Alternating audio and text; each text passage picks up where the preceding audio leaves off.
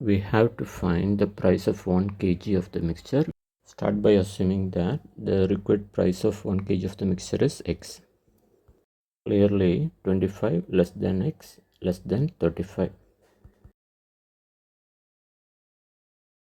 So referring to this diagram, we can use the given ratio 3:2 and write 35 minus x by x minus 25 equal to 3/2.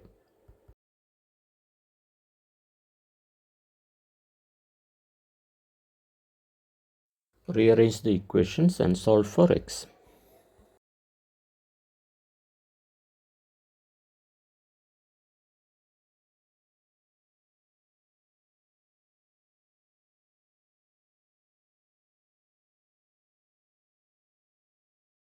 The price of 1 kg of the mixture is rupees 29.